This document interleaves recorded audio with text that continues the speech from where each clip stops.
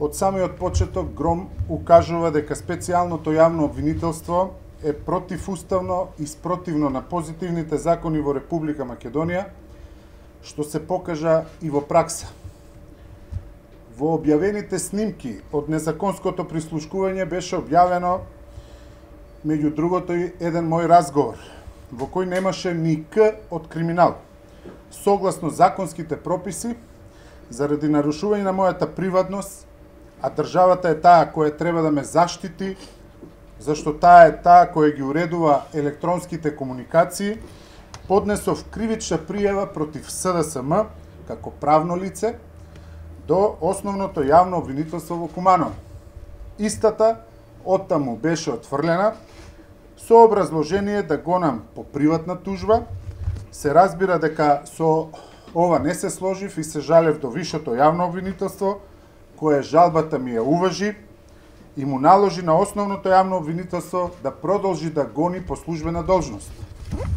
Со формирање на специјалното јавно обвинителство, господја Катица Јанева ме извести дека мојот предмет е преземен во нејзина надлежност и замислете, пред 2 дена добив известување од господја Јанева дека мојата кривична пријава ја отфрла и дека треба да гонам по приватна тужба.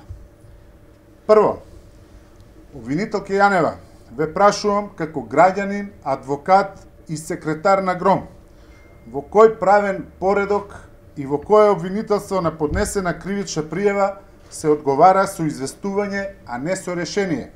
Второ, згора на се, во ова известување немате правна поука и ми го ускратувате со устав загарантирано право на жалба, со што покажувате основно непознавање на законите.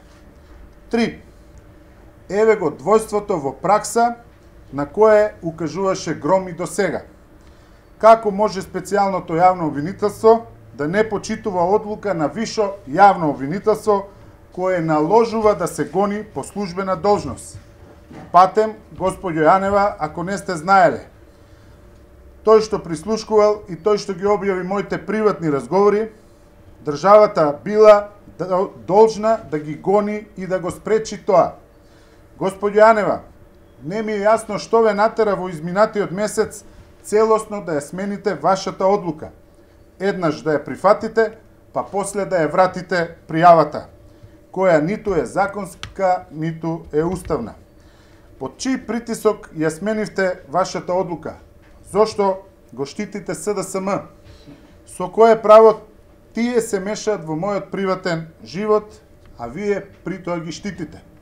До кога ќе го заштитувате господинот Зоран Заев, кој сам потона во длабочината на плиткоста и не знае истиот да се излече?